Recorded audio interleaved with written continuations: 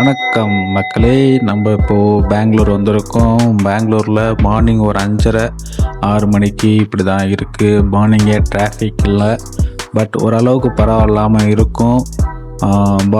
மார்னிங்கில் இப்படி தான் இருக்கும் பாருங்கள்.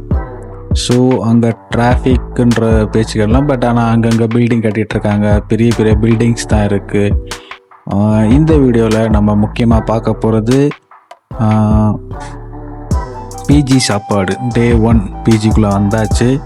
பிஜிக்குள்ளே வந்தோடனே நம்மளுக்கு ரூம் இப்படி தான் இருக்கும். ஸோ இதான் நம்ம பெட்டு. ஒரு ஆள் படுக்கிற மாதிரி தான் இருக்கும், பட் அட்ஜஸ்ட் பண்ணி தான் இருக்கணும். அங்கே கிடக்கும் துணி, அங்கங்கே கிடக்கும். பேச்சுலர் ரூம்ஸ்னால் அவங்களுக்கு நிறைய பேத்துக்கு தெரியும், இப்படி தான் இருக்கும்.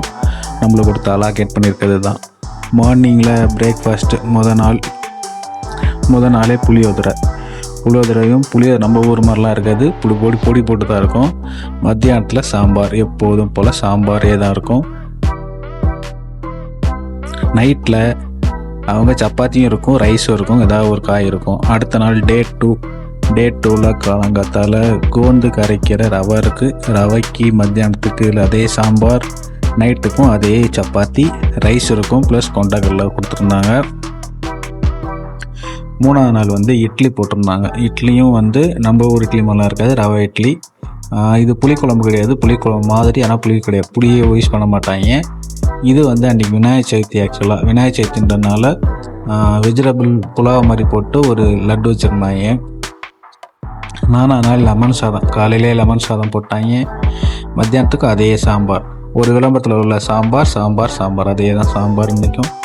4ஆவது நாள் நைட்டும் அதே சப்பாத்தி ப்ளஸ் இது போட்டிருந்தாங்க.